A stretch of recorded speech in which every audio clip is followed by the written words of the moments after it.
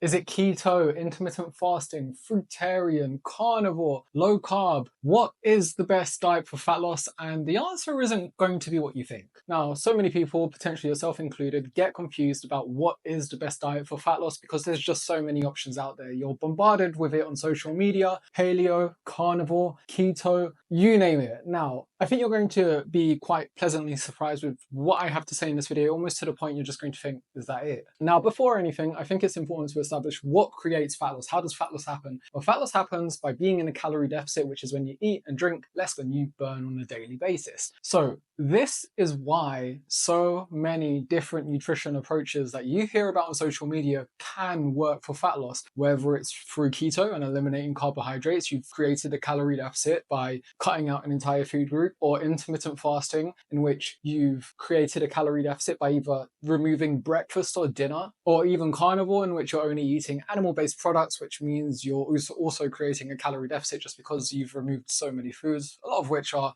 quite calorie dense. So as you can see, the recurring theme amongst all of these diets is that it continuously finds arbitrary rules, because these are what they are, to put you in a calorie deficit. And I can create my own arbitrary rule that will also put me in a calorie deficit. I could say I don't want to eat any food that's blue, or begins with the letter C, or has more than 3 syllables in its name, and isn't a protein or a fiber source. Any sort of arbitrary rule can put you in a calorie deficit. So what I'm trying to really get across here is that these nutrition approaches aren't actually special for fat loss. They just have different ways of potentially putting you in a calorie deficit. So all of this is to say that the best diet for fat loss that's going to work for you is the one that you can stick to, that you enjoy, and is healthy. Because at the end of the day, if you just love carbohydrates, then chances are you do well to eat less carbohydrates, because you might be overeating them right now. But keto obviously isn't going to be for you either, because you're just going from one extreme to another. Now, simple nutrition guidelines that I really like to emphasize when it comes to fat loss that just aren't completely arbitrary are: emphasize your protein intake and emphasize your fiber intake, because you're just going to find that when you prioritize these two things, you're going to eat more whole, nutritious foods, and you're also going to feel much fuller for longer, which really helps on a fat loss journey as well. Which brings up the next point, is that a lot of people think what a healthy approach to nutrition is when they eliminate all bread, all fried foods, all pasta, all white rice, anything processed, anything that has sugar in. Whereas what I think you really need to focus on, which is kind of what I've said, but I'm just going to expand on it a little bit more, is actually prioritize more vegetables, more fruit, more protein, more fiber, more water, more single ingredient foods. And again, you're going to find that with this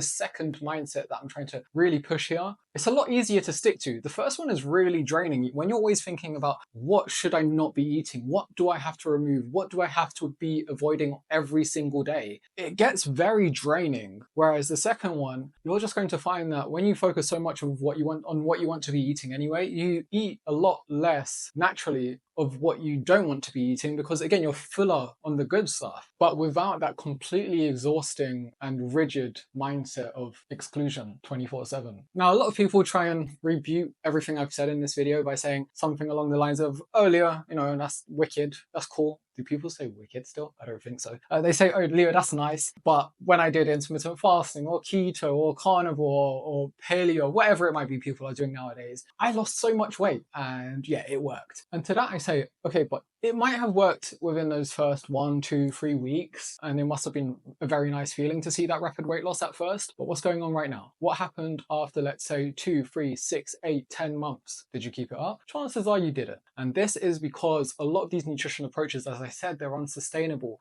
Just trying to rely on this like iron level willpower and eliminating entire food groups, or just trying to follow these completely arbitrary rules, can only last for so long before you realize that whether it's your environment or just you as a person, etc., is completely working against you, and likely isn't a good idea to be following those diets. And it's only going to last for so long. So remember, eat mostly whole foods, prioritize lean protein sources and your fiber, stay consistent over the long term, and eat balanced meals. Otherwise, I hope you enjoyed this video, and if you want free fat loss tips from me every day for 2 weeks, you can click the link in the caption of this video to sign up for my free fat loss Kickstarter, and I'll see you in the next video.